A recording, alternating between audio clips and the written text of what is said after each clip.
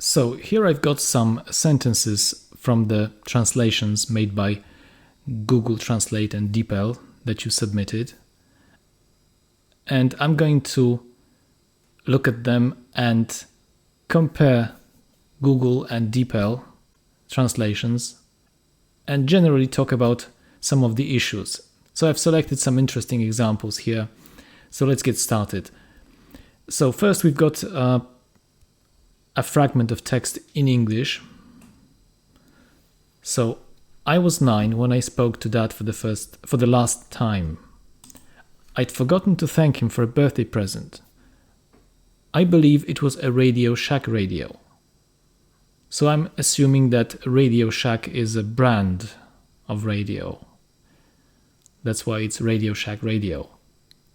Okay, so let's look at the translation by Google.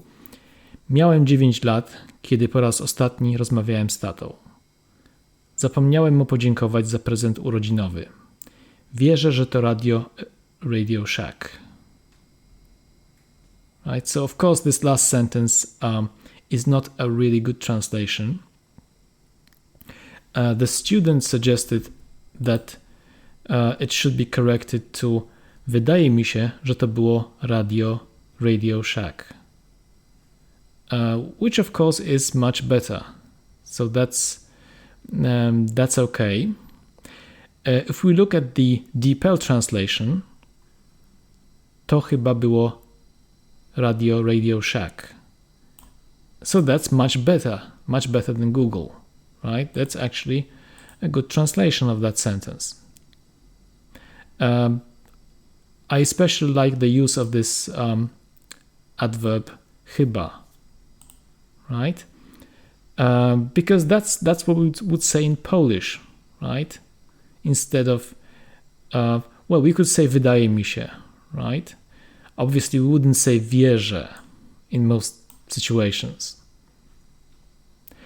But we have this adverb chyba quite frequently used, which often conveys the same meaning as I think or I believe in English. So, for example, the Polish phrase chyba nie would normally be translated as I don't think so. Okay, so let's move on. Long pause. I was a sensitive kid. I think I knew that my 9 years as his son were about to get gutted. So I was wondering about this pause, translated as pauza. I looked at the definition of this word because in Polish pauza is used in specific contexts. In English it just means like an interruption or a break, a pause, right? He paused, so like to stop for a brief moment. So I've got this PWN dictionary, and it seems that this first definition would basically correspond to that meaning. Przerwa w jakiejś czynności lub procesie, right? I'm sure that it cannot be used in all the contexts where przerwa would be used instead. So here, of course, we could use przerwa instead of pauza. However, I think pauza probably is acceptable, right? But the main problem is with this phrase, to get gutted.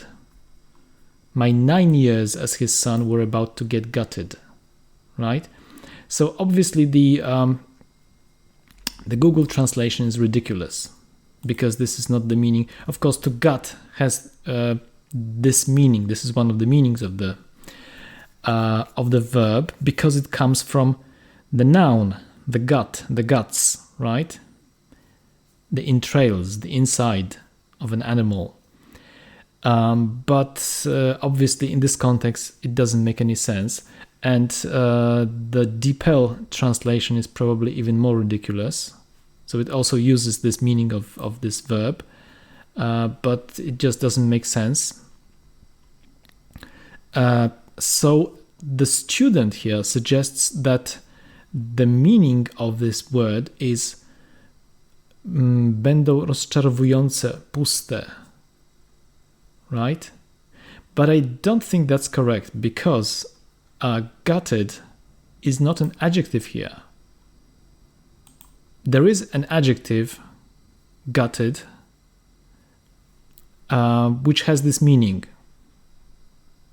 But here we don't have an adjective because if you look at this sentence, his 9 years as his son were about to get gutted, So hopefully we have already talked about passive voice in the grammar class,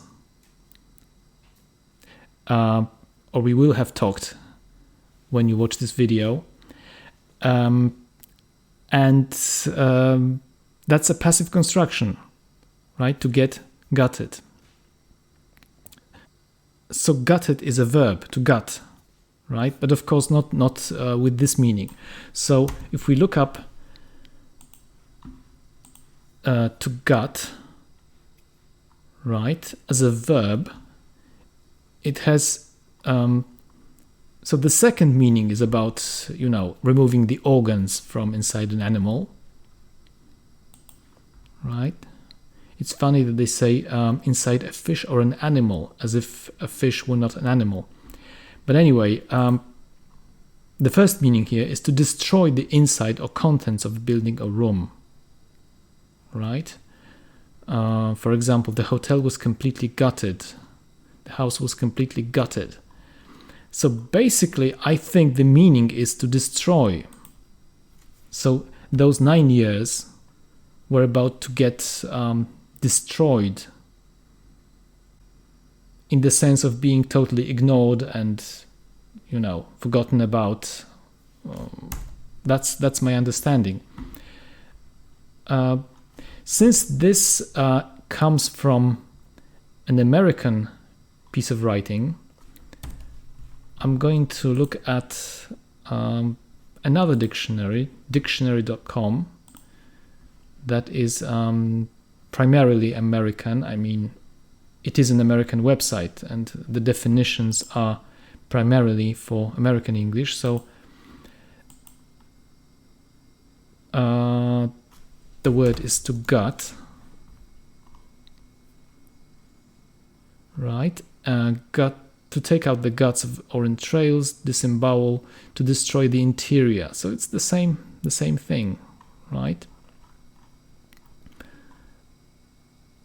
Of course, we are talking about a literary text, right? A work of literature. So the author might be using this word in an unusual context, metaphorically, and so on. So that's the problem. But obviously we cannot, so it's not this meaning, obviously, and it's not really this meaning because the verb is the word is a verb, not an adjective here, right? Okay, I remember Mom, of course the American spelling, grabbing the phone and screaming, "What did you say? What did you say to him?" Until she was crying as hard as I was. So there's a problem with this part, but let's read the translation. Pamiętam, jak mama łapała telefon i krzyczała: "Co powiedziałeś? Co mu powiedziałeś?" Dopóki nie płakała tak mocno jak ja. So it does sound a bit odd, you have to admit.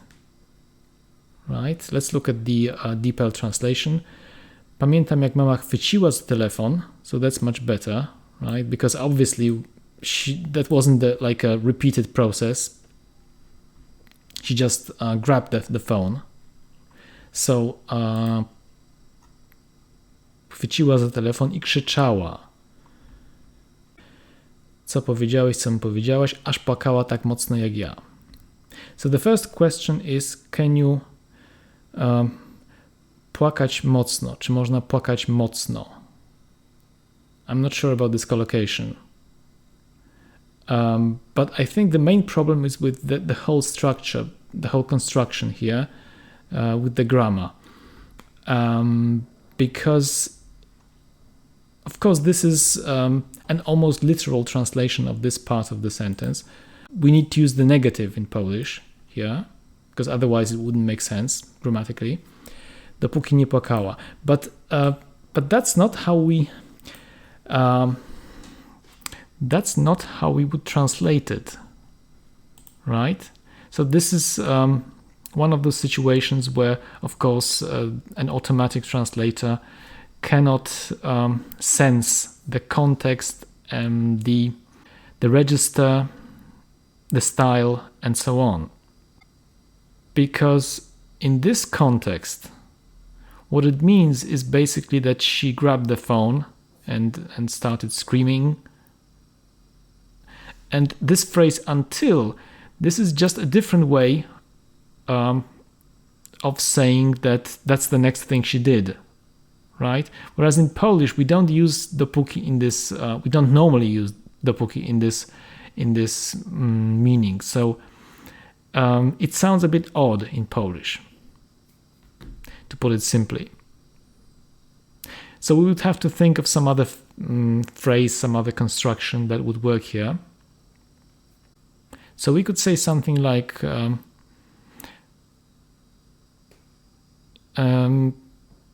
we could simply talk about the next thing she did. Or we could say, actually this deep L translation is slightly more accurate or just better. But of course, this whole structure doesn't make much sense. But I'm talking about this word aż. Aż rozpłakała się. Right? That's what we would say. I zaczęła krzyczeć, aż w końcu rozpłakała się tak jak ja. Something like that, right? So I hope you would agree that that's what we would probably say in Polish. Okay, both were single, both in their early 30s. Mac asked if Bailey would like the window seat. She said she was fine in the middle, but thanked him for the offer. So we have relatively simple sentences. However, it's important here to understand the context, right? So that's why the automatic translators will probably have some issues with this. Because obviously she was fine in the middle, right? So we have to know what the middle refers to. She was fine in this context, of course, refers to her feeling okay sitting there, right? It's not about her general well-being or anything like that, right? So let's see if there are any issues. Obaj byli singlami, right? I'm not really happy about this translation. So actually the deep L translation does a better job, right? Byli samotni. We use single, right? This is actually from English. It comes from English, but it's used in specific contexts, like someone who is looking for a partner, right? So you've got a dating website and, single. It's got this, it's not stylistically neutral. It has this, let's say, it's used in specific contexts, right? You wouldn't always use it in every situation where you would use single in English, right? So that sounds odd, at least to me. Both in their early 30s, oboje po 30. And you can see that in this case, and I think the student suggested something like lekko po 30, or something similar, which actually is more accurate, right? Because it's early 30s, right? However, you can see that DeepL doesn't cope with this one for some strange reason, right? So that's a ridiculous translation. So let's read on. Max zapytał, czy Bailey chce siedzenia przy oknie, right? So that's not a good translation. Max zapytał, czy Bailey chciałaby siedzieć przy oknie. Much better, right? So that's actually acceptable. Powiedziała, że u niej wszystko w porządku, ale podziękowała mu za ofertę. Not a good translation, right? So as I said, first of all, why does Google ignore this in the middle part? Right? Because it's translated as if this phrase didn't exist here, right? She said she was fine. Wszystko u niej w porządku, right? But if you look at the DeepL translation, powiedziała, że w środku jest w porządku. Not a good translation either, right? I mean, maybe you can understand the meaning in the context, but that doesn't sound very natural in Polish, right? So again, the student suggested correctly something like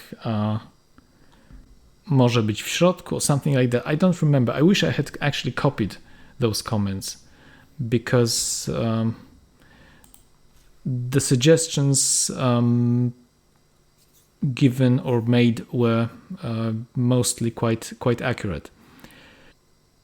Powiedziała, że może być w środku, że może siedzieć w środku, something like that. Ale podziękowała mu za ofertę. Well, oferta, not a good translation, right? Propozycje. Okay. Over Illinois, Mac told her that he designed computer systems. And if you know anything about reported speech and sequence of tenses, you would know that, of course, what he told her is, I design computer systems, right? So he told her about his present job, right? So that refers to the present, his present or their present when they were talking, right? So obviously this should be translated into the present in Polish. But Google translates this as powiedział jej, że zaprojektował systemy komputerowe. So that's not the meaning. And DeepL has the same issue here, right? Except that it uses a different aspect. But this should be translated as powiedział jej, że projektuje. That's what his job is. Okay, she dropped the name of movie stars she knew. Over Nebraska, she fell asleep on his shoulder. Porzuciła nazwy gwiazd filmowych. And you can see that DeepL says podrzuciła nazwiska znanych jej gwiazd filmowych. Neither of these is a correct translation, because to drop names means to just mention names casually. So actually in Polish we have something like rzuciła nazwiskami, maybe, but that's quite colloquial. But in general, that means that she listed some names, mentioned some names of movie stars she knew. Right? So that's not the correct translation. Over Nebraska, she fell asleep on his shoulder. Nad Nebraską zasnęła na jego ramieniu. So that's correct. But I think the DeepL translation, of course, this should be Nebraską. This is a tiny little bit more natural. Nad Nebraską zasnęła mu na ramieniu. Right? So that's what everyday Polish would sound like, more likely, right? Which doesn't mean that this is incorrect, right? This is still correct. However, this sounds a little more like, conversational, regular Polish.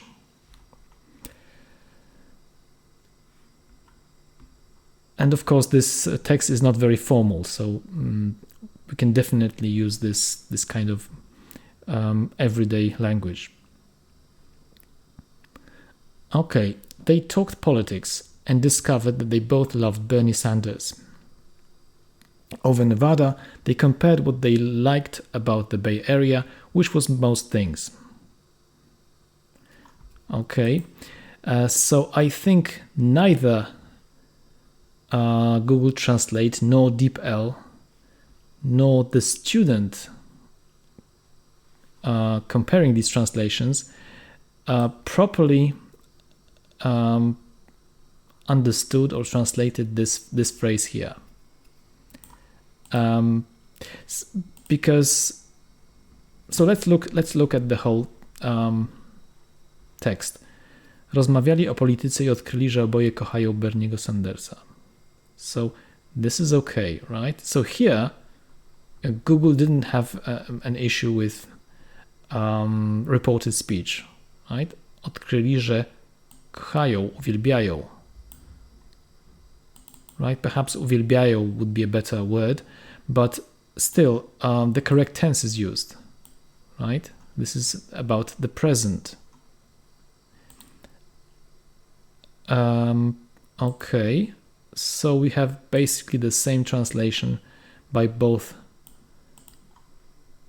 translators. Over Nevada, they compared what they liked about the Bay Area, which was most things.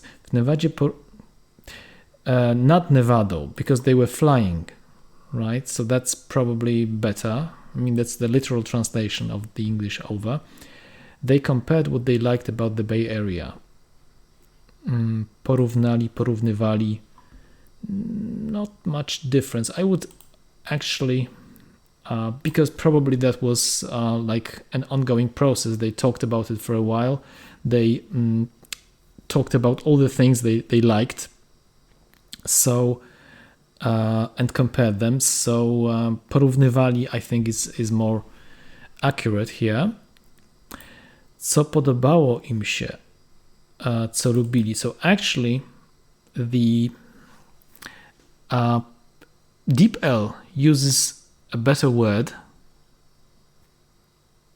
right? A slightly better word, because that's more natural when we talk about things. Although lubili, I mean, co lubisz, co podoba ci się, right? Podoba ci się is probably a more natural word in this context. However, you can see that, well, actually, both of these translation engines again fail as far as the tense is concerned, right? Because again, we need the present. They compared what they liked, porównywali co lubią, co im się podoba, because for them it was the present, right? And in Polish, that's what we say. Of course, I understand that this can be a bit challenging for this kind of translation engine, because porównali or porównywali is not a typical reporting verb, right? If it was something like powiedzieli, myśleli, and so on, then maybe it would be like in the previous sentence, it was discovered. So somehow both engines correctly translated this tense here. But probably the main issue in this sentence is this clause, or actually this one in the original, right? So this clause has been translated incorrectly by both engines. So over Nevada, they compared what they liked about the Bay Area, which was most things. So that means that they liked most things about the Bay Area.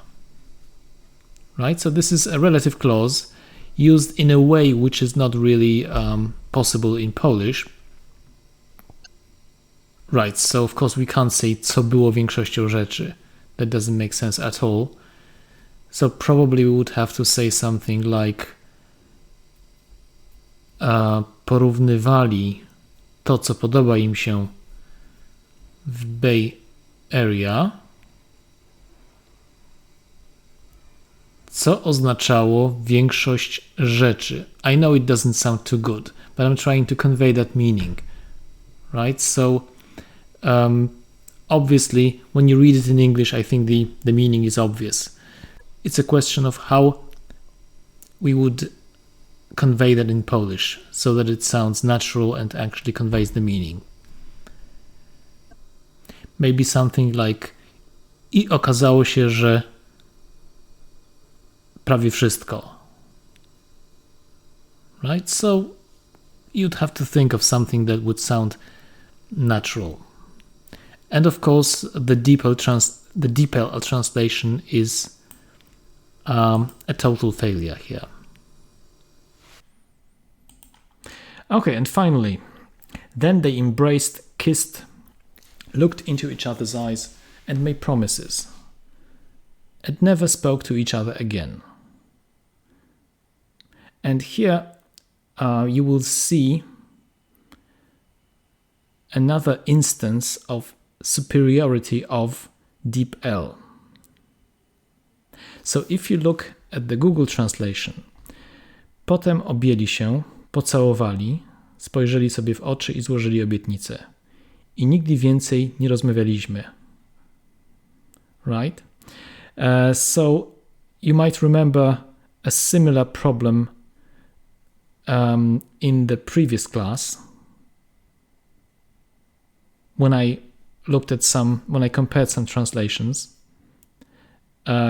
Google doesn't seem to recognize the context of another sentence, right? So it doesn't take into account the previous sentences.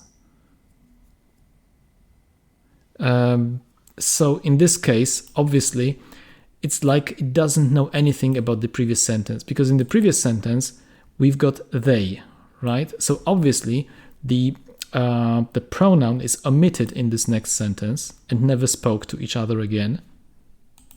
So then they is left out. But obviously, from the context, we know it refers to them. But here, it's translated incorrectly. However, DeepL, again, doesn't have a problem with that. So it recognizes somehow, magically, that this verb refers to the same subject as the one in the previous sentence. So it knows that spoke refers to they. They is the pronoun that is left out here, and not we, right? So again, you can see that in this area, definitely DeepL is superior. And we will see another example, I think, which will show it quite clearly. Okay, so here we have some Polish sentences translated into English, and they're quite challenging. So we'll see how both translators cope with them. Wielu było w Polsce popularnych aktorów. Nie brakowało też naprawdę wybitnych, którzy ze swojego zawodu uczynili emanację sztuki w najbardziej szlachetnym z możliwych wydaniu.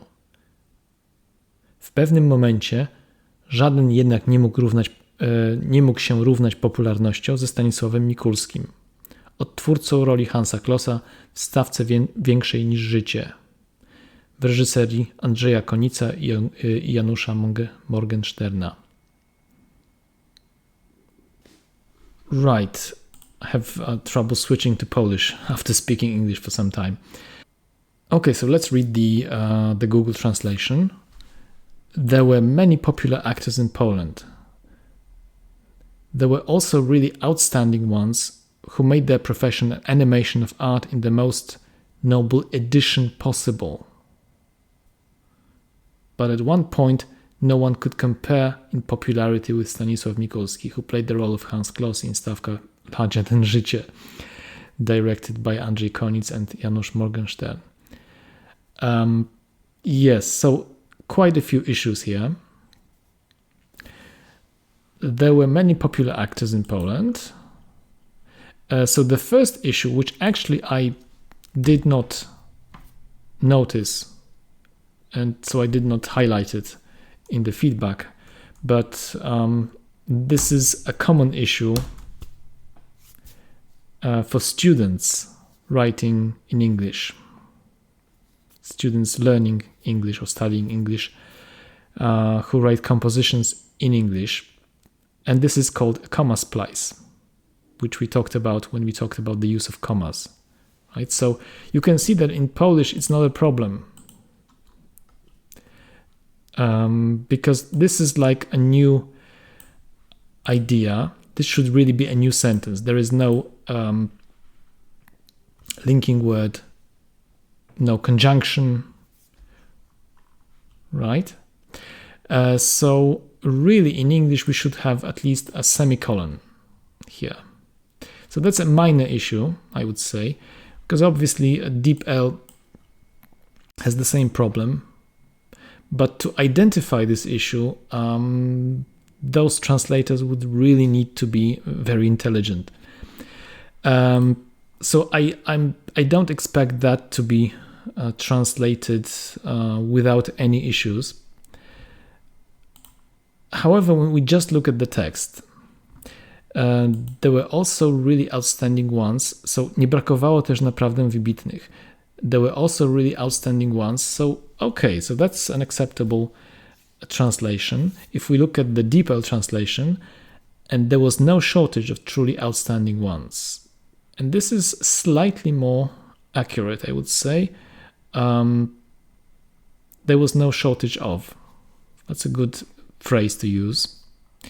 Outstanding ones who made the emanation. And of course here the issues start because of these slightly challenging phrases. Emanacja sztuki w najbardziej szlachetnym z możliwych wydaniu.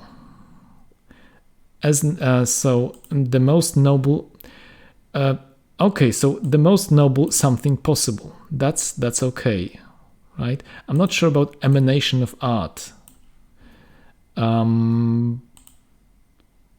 But that's, let's say that's a slightly more advanced question which we can explore. But let's focus on edition, the most noble edition, wydanie. Of course, that's not the kind of wydanie, right? So it's more like a version, or something like that.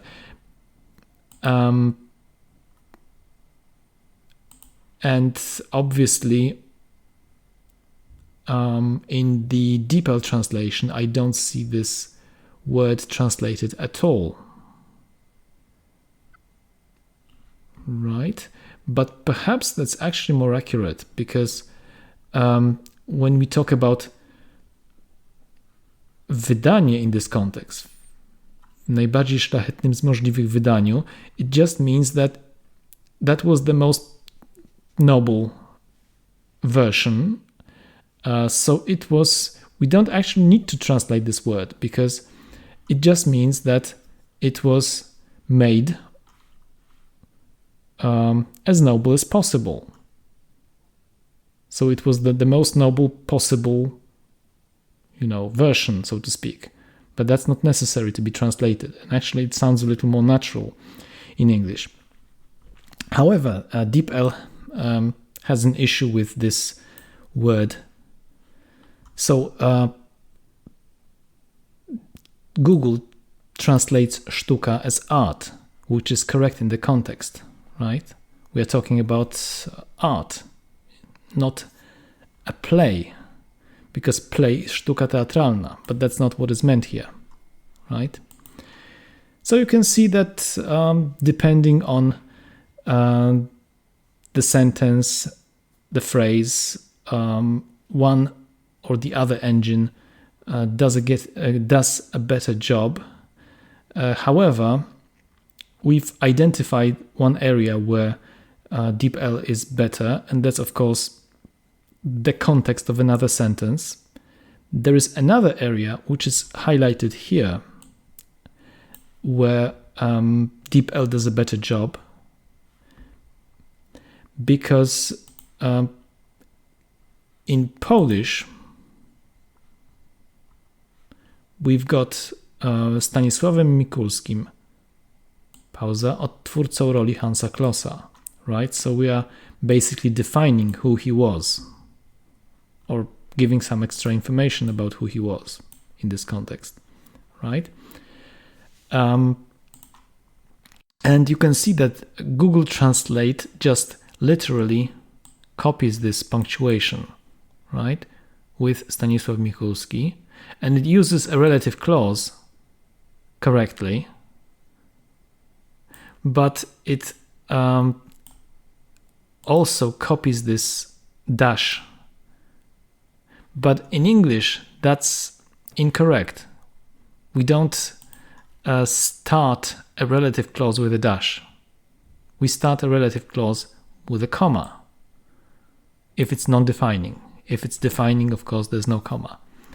But this is a non-defining clause because it gives us some information, some extra information about Stanisław Mikulski, right?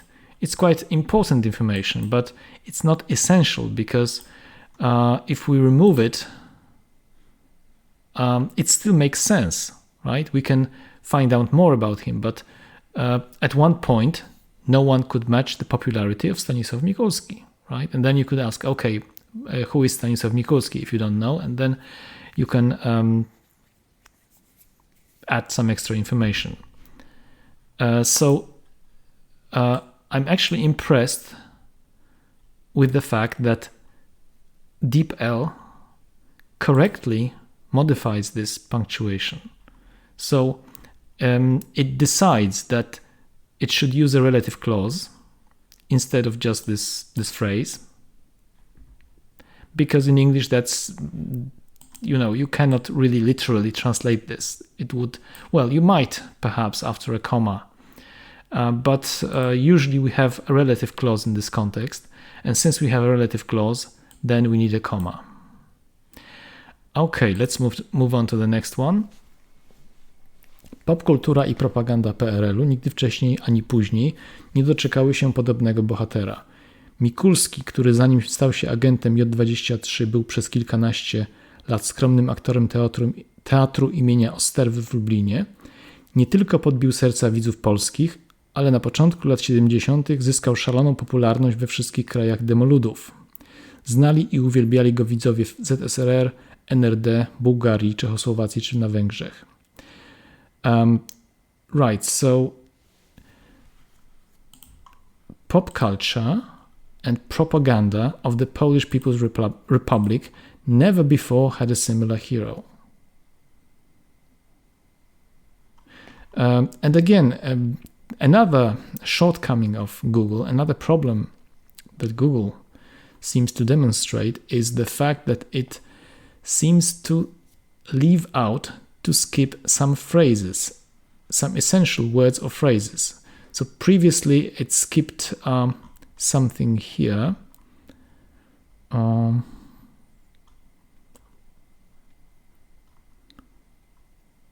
I don't remember where exactly, but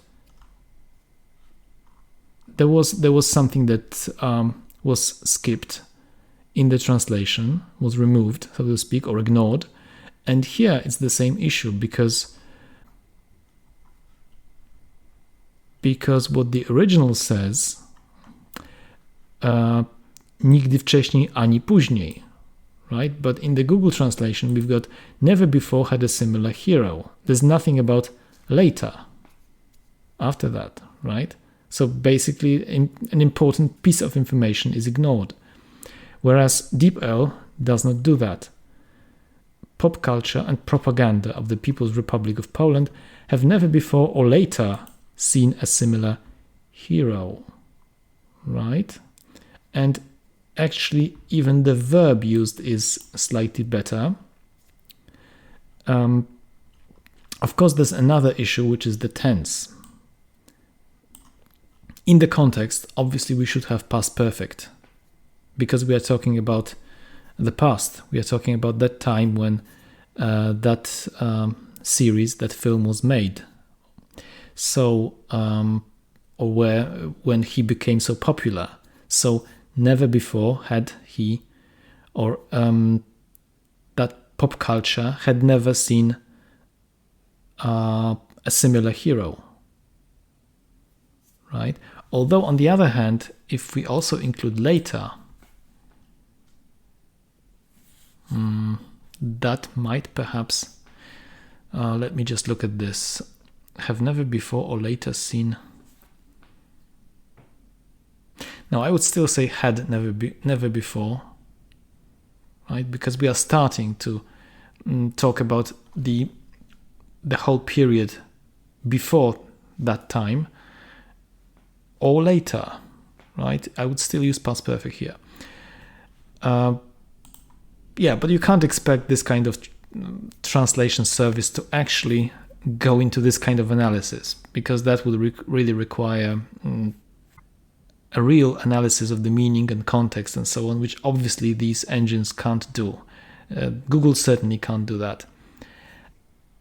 Okay, so Mikulski, who before becoming an J23 agent, that's an interesting translation, was for a dozen years a modest actor of the Teatr imienia Osterwy in Lublin. So of course this is not really translated. Not only won the hearts of Polish viewers, but at the beginning of the 70s, it gained crazy popularity in all demolition countries.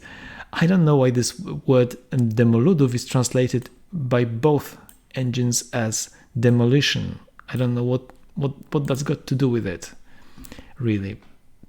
I mean, I understand that perhaps they don't have this word in the database, so maybe they're trying to find something close. I don't know. I don't know what the idea is here, because of course demolition has nothing to do with this word. Demoludy are all those countries, kraje demokracji ludowej, right? That's what they were referred to as. Demoludy for short. But anyway, that's not the main issue.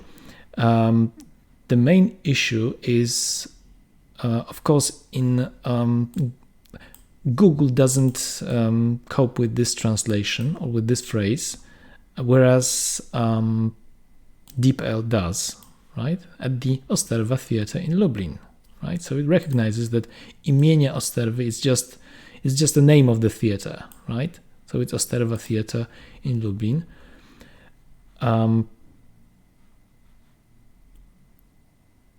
Right, not only won the hearts. So in Google you've got viewers, in DeepL you've got audiences, which I mean both are acceptable. But I like the fact that DeepL comes up with this word instead of literally translating Widzów, right? Because that's perhaps something that's more commonly used in this context. But at the beginning of the 1970s, I also like the fact that it changes or it uses this word 1970s, because that's the way we usually do it in English. In Polish, it's common to say lata 80, lata 90, because we don't normally say lata 1980, right? But in English, the common way, of course, you can also say 70s if you know which century you're talking about. But you can talk about any century using the whole number, right? So you can say 1970s, you can say 1850s, and 1640s. Whereas in Polish, you would have to say something like lata 40 XVI wieku, right? Because otherwise you wouldn't know. Okay, of course, another problem is this word szalona popularność. So this is a collocation in Polish, but that's not the correct collocation in English. I don't think so, at least. So it's funny that Google uses crazy, whereas DeepL uses mad for the translation here. Maybe because Google usually uses American English for translations, unless perhaps you can change it in the settings. I don't know, but DeepL, I think, mostly or only sticks to British English. So of course mad in this context is more British. Still, neither of these is correct, because popularity, I don't think popularity collocates with mad or crazy. So we would need to look it up in a collocations dictionary. What words does popularity collocate with?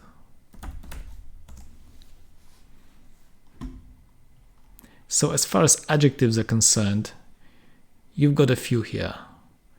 Enormous, great, huge, immense, massive, widespread. So of course, szalona popularność, that's quite a strong adjective. So something like massive or enormous, right? So clearly, neither of these engines has this collocation, this Polish collocation, with a translation in the database. Okay, and of course the main issue here really is these pronouns again, right? So we can see again that Google doesn't cope with pronouns when they refer to previous sentences, to nouns or pronouns, or generally speaking, subjects or objects in previous sentences, right? So, of course, in this context, this totally breaks the translation, because we're talking about Mikulski, the person, but in the next sentence, he is referred to as it, right? It gained popularity. It was known, right? So that's a huge drawback. That's a huge problem that Google has. Whereas DeepL miraculously avoids this problem. So it actually recognizes what those pronouns refer to. So you can see that we've got he, right? He was known and he gained popularity. So that's a huge advantage over Google. So that's a reason why, especially when translating whole texts, I would definitely rather use DeepL than Google, because of these problems that Google has with those pronouns. Okay, and finally, zaczęło się od sensacyjnych godzin nadziei Jana Rybkowskiego, w których po raz pierwszy wcielił się w żołnierza SS. So, it began with the sensational hours of hope. I assume that this is the official translation, because of course when you have titles of films, books, you should always try to find the official translation if one exists, right? Because most popular books, films, etc., they if they have translations, they've got their titles translated and there is an accepted official translation, right? So you can one of the sources you can use is Wikipedia, right? So if I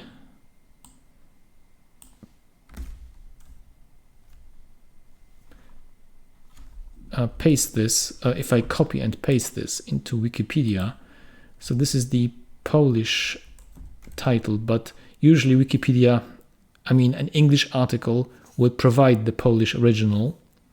So Godziny, that's the plural. Right, not really. I mean, it's mentioned somewhere. You can see The Hours of Hope here in a list of World War II films.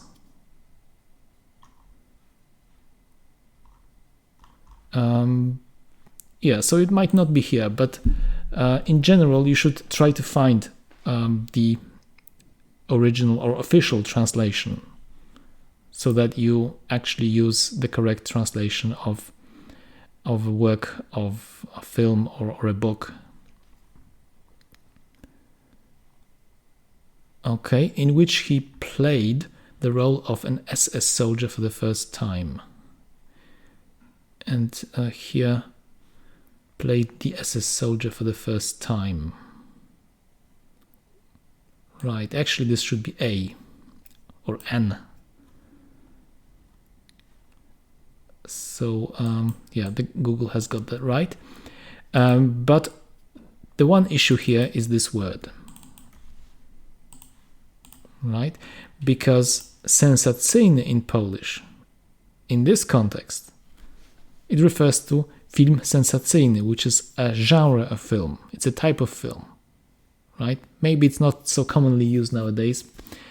We often use the English words like thriller and so on, but film sensacyjny refers to the type or genre of film, and it does not translate as sensational. Sensational is an adjective that describes certain qualities. Sensational basically means causing great surprise, excitement, or interest, right? Thrilling. So it's a descriptive adjective. We are describing something. You could say the film was sensational, which means it was, really thrilling, exciting, amazing, and so on. Yeah, there is also the second meaning, which is rather disapproving, a disapproving adjective, or just extremely good, wonderful. It was sensational, right? You look sensational in that dress. But of course, it doesn't refer to the type of film. So film sensacyjny, if we try to... I don't think Dickie actually has this. Yeah, I don't know why these phrases are suggested. Maybe it's... Okay, so that's an explanation of the English term chase film. But they don't actually have film sensacyjny as such, right? They have those separate words, which doesn't help. Yeah, but I think the closest translation probably would be a thriller or a detective story, depending on... Yeah, but usually it's something like a thriller. Right, so the next one is also a translation from Polish. So we've got this basically one sentence, or two sentences, as a matter of fact. Wigierska kolej wąskotorowa. Wąskotorowa kolejka turystyczna o długości 10 km, biegnąca wzdłuż południowego brzegu jeziora Wigry na Suwalszczyźnie między miejscowościami Płociczno i Krusznik.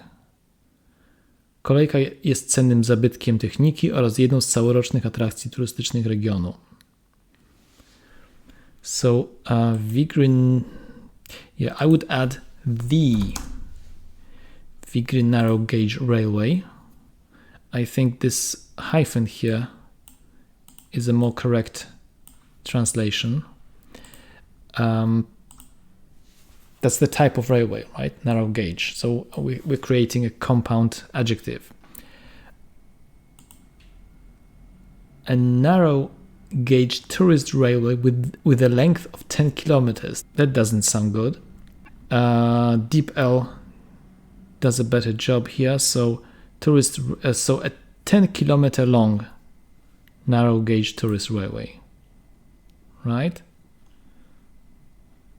Google tries to translate it more literally. Whereas here we have a correct, this whole phrase is correctly processed, in other words. Running along the southern, let's look at Google, running along the southern shore of Lake Wigry in the Suwalszczyzna. So again, DeepL recognizes what this really refers to, Suwałki region. Między miejscowościami Płociczno, between the towns of Płociczno and Krusznik, between the villages, right? So depends on how you identify or how you interpret miejscowości. Probably in this context, they would be, it's hard to say whether they have, what kind of status these places have, but that's not a huge problem. Kolejka jest cennym zabytkiem techniki. So the Q, that's odd. Of course, these have been highlighted by the student as incorrect. So obviously the railway. And again, you can see another example. It's not just about pronouns. It seems that whereas Google seems to be totally unaware of the previous sentence, DeepL actually knows what individual words in this sentence might refer to in this Polish sentence, right? So if you see kolejka, right? Let's do a small experiment. So let's copy just this sentence. Okay, and I'm going to open Google Translate. Let me just open it in a new tab like this. And I'm also going to open DeepL.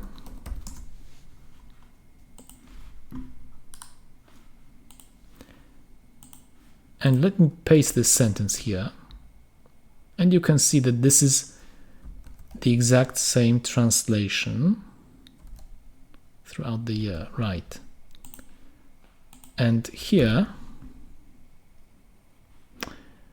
okay, so in this case, perhaps it's not so much about the context, not about the context of the previous sentence, but just the context of this sentence, of the same sentence, because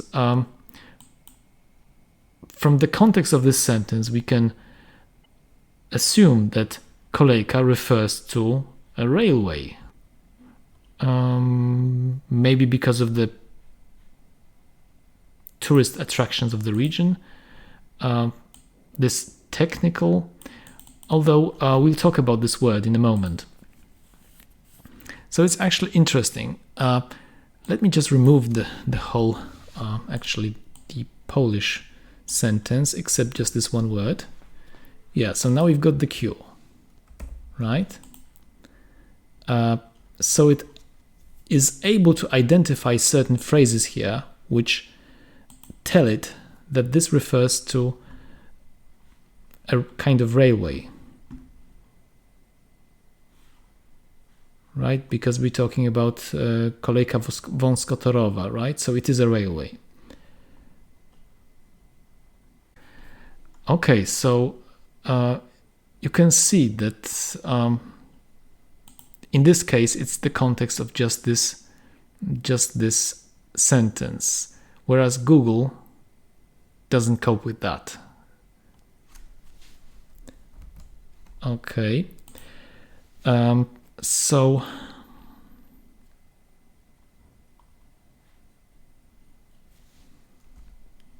the other problem is this word, which was incorrectly translated by each translation service, because zabytek techniki, right? Technika, well, technical in English has a limited meaning, right? So it's translated as techniczny, but it refers to, well, in other words, it doesn't necessarily refer to technology. So the word we want here is technological, not technical, right? Because we use, in Polish, technika is used to refer to technology in general, right? Cuda techniki, zabytki techniki, osiągnięcie techniczne, right? So in English, in this context, the word is technology, technological, right? Whereas technical, just if you look up technical,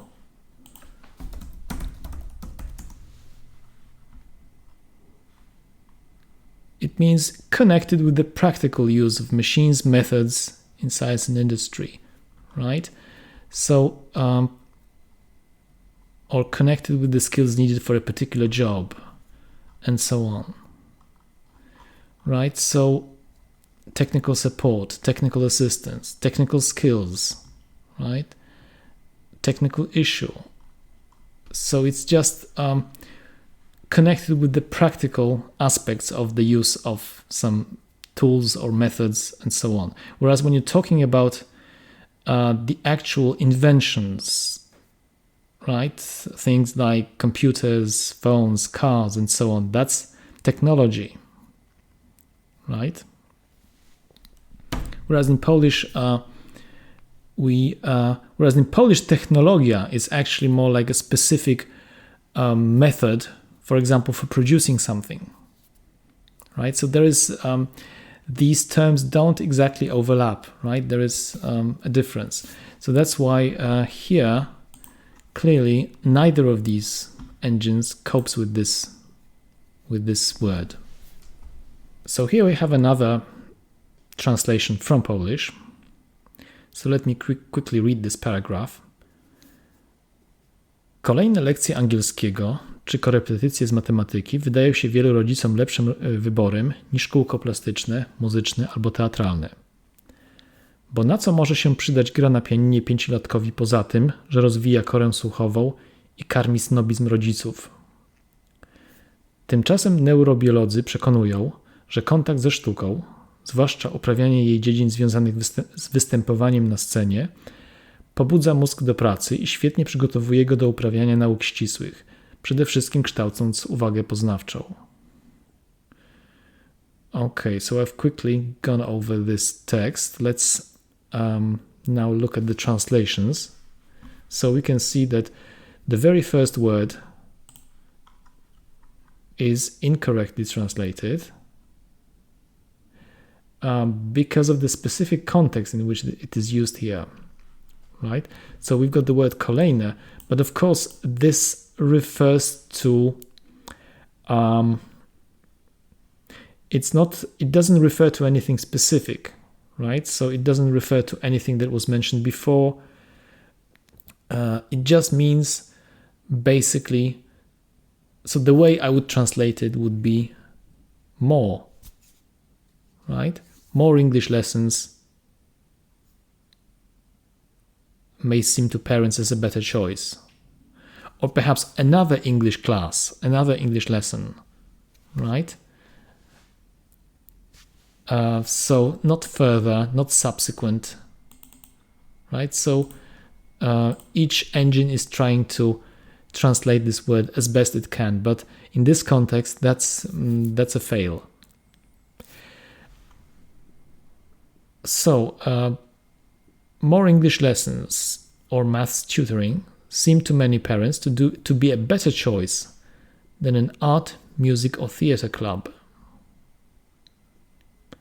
And the DeepL translation is almost exactly the same, I think. It's strange that Google uses maths here, because maths is a British word.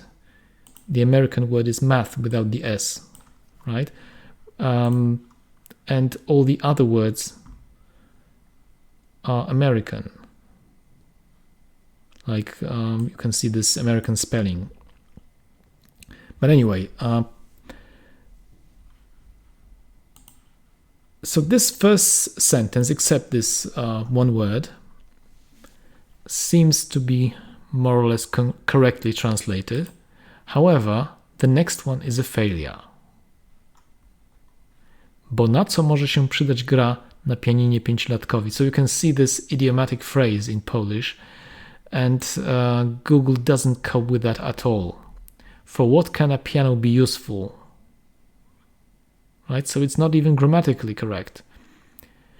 For what can a piano be useful to a 5-year-old except that he develops the auditory cortex and feeds his parents' snobbery, which for some reason is translated as snobism by DeepL, a word which doesn't exist. Of course, another problem. So let's see what DeepL does with that second sentence. For what can a 5-year-old boy play the piano for? And that's a slightly weird phrase. Still, it's trying to construct a grammatically correct structure. So I assume that this first for is supposed to be the equivalent of bo, right? For, it can be used in a similar meaning to because, since, and so on. For what can a 5-year-old boy play the piano for? Right? This sounds strange, but grammatically it's trying to construct a meaningful sentence here. Besides developing his hearing cortex and feeding his parents' snobism. Right? Okay, of course, another problem here is the fact that I think both translators use the pronoun he. Right? So obviously in this context, we are referring to either a boy or a girl. Right? So in English, we should use he or she, or as I mentioned before, we can use the pronoun they or their to refer to somebody of either sex, of either gender. Right? So we could say, what can a piano be useful for to a 5-year-old except that they develop? That sounds a bit odd, actually. So I would, especially in written English, I would say he or she in this context develops the auditory cortex. Okay. Meanwhile, neuroscientists argue that contact with art, especially practicing its fields related to performing on stage, stimulates the brain to work and prepares it well for practicing exact sciences, primarily by educating cognitive attention. Right, so that's not bad, I guess, except of course this word, which was also translated in the same way by DeepL.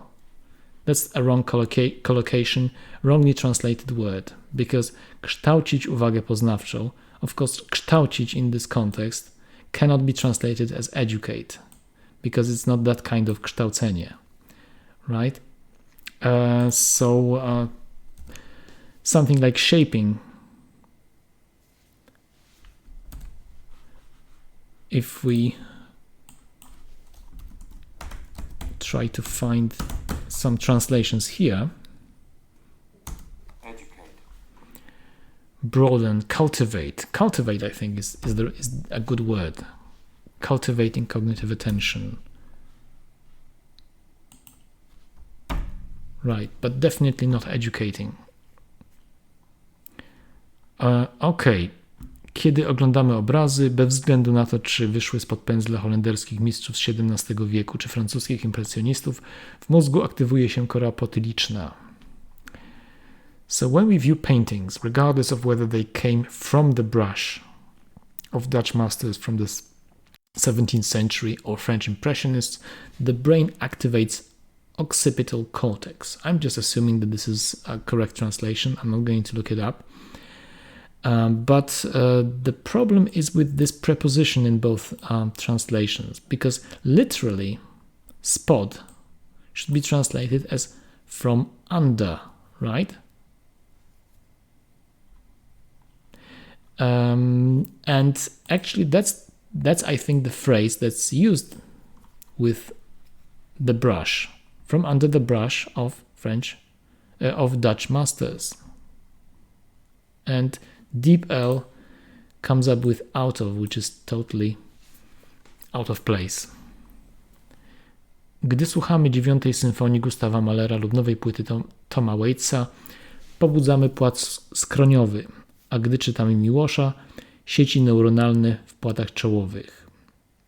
So a few terms here, but when we listen to the 9th Symphony of Gustav Mahler or the new album of Tom Waits, we stimulate the temporal lobe, and when we read Miłosz, neural networks in the frontal lobes. And here you're going to see another instance where deep L is superior. Because if you look at the Google translation, the structure of the sentence basically just copies the structure of the Polish sentence. So you can see in terms of punctuation, but also those clauses, or, these are not full clauses, but if we look at the Polish text, of course, in English, we wouldn't use dash in this context because this is just a time clause, right? So with time clauses, conditional clauses, if we start with this subordinate clause, we put a comma. We never put a dash in English in such a situation, right? So deep L recognizes that, right? We've got a comma here. We stimulate the temporal lobe. But the main problem, the main difference can be seen in the second part. And when we read Miłosz, neural networks in the frontal lobe. So this is just a literal translation or copying of this Polish structure. But the problem is that this is not correct in English, because we are omitting a whole part of the sentence. And we are just assuming that we don't need to repeat basically this verb, right? Pobudzamy płat skroniowy, a gdy czytamy Miłosza, pobudzamy, right? But this is omitted. We can do it with this hyphen. So basically that's the function of the hyphen here, to indicate that we want to, we don't want to repeat this verb, but that this should be the object of the same verb, right? But that is not correct in English. And you can see that deep L, amazingly, is able to recognize that. And it actually repeats the verb, the subject and the verb, which in this context has to be done in English, right? So when we listen to Gustav Mahler's 9th Symphony or Tom Waits' new album, you can also see a better translation of these genitive phrases, right? Because 9th Symphony of Gustav Mahler, new album of Tom Waits, these are correct grammatically, but they are not as natural sounding. This is not the structure typically used in this context. When we talk about authors and their works, right, we usually use this S genitive. So Gustav Mahler's 9th Symphony or Tom Waits' new album, we stimulate the temporal lobe, and when we read Miłosz, we stimulate the neural networks in the frontal lobe. Right? So you can see that this is actually quite amazing, that the fact that deep L is able to actually recognize that it has to repeat this verb and the subject and verb in this case. Whereas Google just copies the Polish structure, including the punctuation. Okay, so we've got the last page, and we have some translations from English this time. I think music in itself is healing, American musician Billy Joel once said. It's an explosive expression of humanity. It's something we are all touched by. Myślę, że muzyka sama w sobie leczy, powiedział kiedyś amerykański muzyk Billy Joel. To wybuchowa ekspresja ludzkości. To coś, czym wszyscy się dotykamy. So I suppose you might start laughing now, because obviously this translation is amusing. So Google doesn't cope with this expression. It's something we're all touched by, right? So of course this means that we are all affected by it deeply. To jest coś, co wszystkich nas porusza. That's my first thought. You can see that DeepL doesn't cope with this either and has this nonsensical translation. To coś, czego wszyscy jesteśmy dotknięci. So it's not even grammatical. So it's a bit strange because this is not a very unusual phrase. Okay. A 2011 study by researchers from McGill University in Canada found that listening to music increases the amount of dopamine produced in the brain, a mood-enhancing chemical, making it a feasible treatment for depression. So, badanie przeprowadzone w 2011 roku przez naukowców, and you can see that Google just thinks that because there's a full stop or dot here, which actually it adds, right? Because it adds this roku, this abbreviation. So it just assumes that this is the new sentence, a new sentence.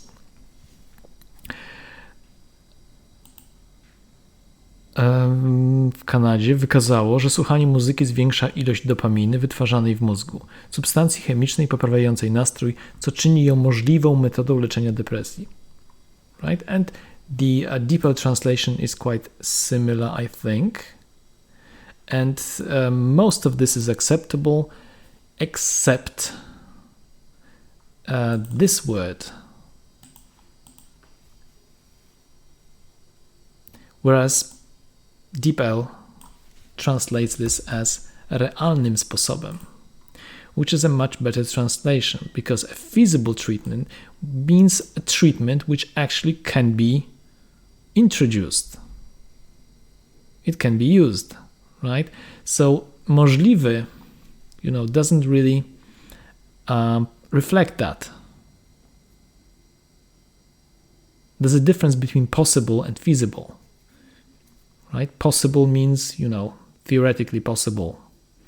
It's possible, but feasible means that it's actually realistic. It can be done. Right? That's why we have this much better translation by DeepL.